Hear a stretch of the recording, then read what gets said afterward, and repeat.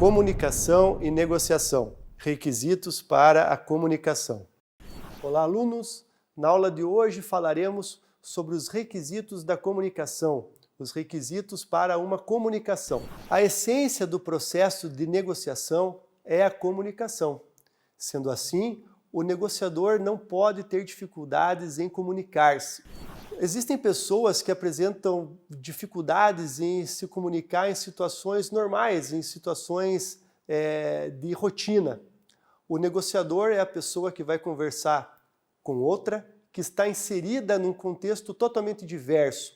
Está correndo risco de vida, tem receios, tem medo, exige algo que muitas vezes pode não ser trazido para ele. Então, a dificuldade em comunicação que se apresenta para o negociador, ela acaba sendo muito maior que a dificuldade normal de se comunicar, de estabelecer um diálogo com outra pessoa na vida normal.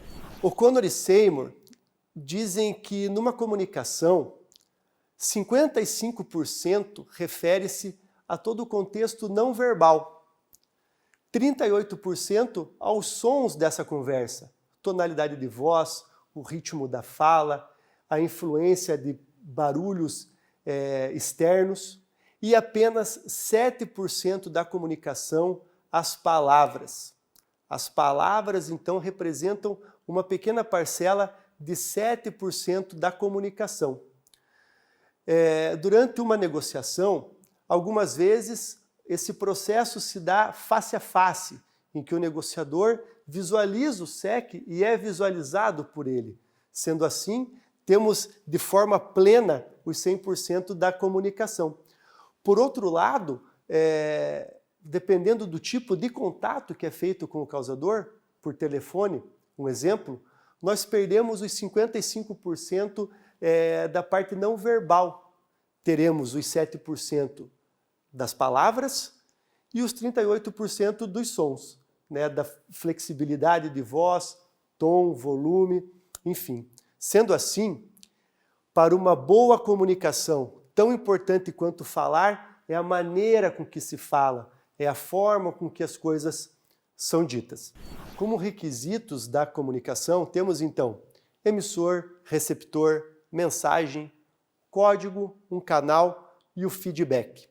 Um código precisa ser eleito para que a comunicação flua, para que a mensagem chegue de uma parte a outra, de emissor para receptor.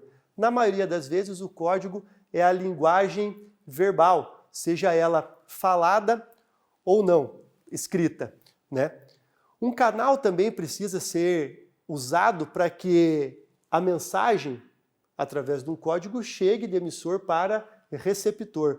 O canal, então, é a forma de transporte da mensagem de uma parte a outra. A voz é um canal, o telefone, um rádio, um bilhete é um canal. A mensagem é o conteúdo da informação que se deseja passar a outra pessoa. Então, tudo aquilo que se deseja que o emissor receba é a mensagem. Durante uma negociação em crises, negociador e SEC revezam-se ali nas posições de emissor e receptor. Quanto ao emissor, o negociador precisa concatenar as suas ideias e expô-las de forma com que o receptor, no caso o SEC, absorva e compreenda-as. Então, o receptor precisa absorver aquela mensagem e realmente compreender aquilo que lhe foi dito.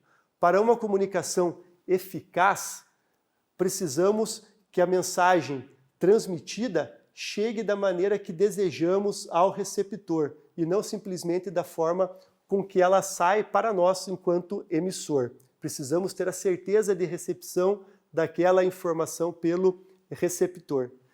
E a partir daí, então, vem o feedback. O feedback é um importante recurso para a negociação, para a comunicação como um todo, mas na negociação em crise ele recebe um peso muito maior, uma importância muito maior. Através do feedback é que o emissor tem certeza que o receptor recebeu de forma coerente a mensagem que lhe foi passada. Então, o feedback é o retorno que o receptor dá com relação à mensagem que recebeu. E diferentes são as formas de exposição. Muitas vezes, na maioria das vezes, de maneira mais simples, ele é devolvido de forma falada. Ok, concordo com você, ou discordo do seu ponto de vista, o feedback falado. Mas ele pode também ser expresso de forma não verbal. Uma postura, um gesto, uma negativa, um aceno com a própria cabeça é um feedback em virtude da mensagem recebida. E na ausência de feedback, o negociador precisa cobrar, precisa perguntar. Se algo foi dito, se a mensagem foi lançada, o receptor ouviu aquela mensagem, porém não estimulou, ou seja, não retornou com feedback algum, é preciso que o negociador pergunte ao SEC se ele compreendeu, se ele ouviu, se ele entendeu a mensagem que foi repassada. Então, feedback é um importante recurso nesse diálogo, nessa troca de informações e na comunicação como um todo, porque a negociação em crises é um processo de comunicação. Encerrando a aula de hoje, então, falamos dos requisitos da comunicação. Falamos que a comunicação, de maneira plena, é composta da linguagem não verbal, dos sons e das palavras, e também falamos sobre os requisitos básicos ali, como emissor, receptor, canal, código, mensagem e o feedback como importante recurso na negociação. Obrigado a todos, desejo ótimos estudos.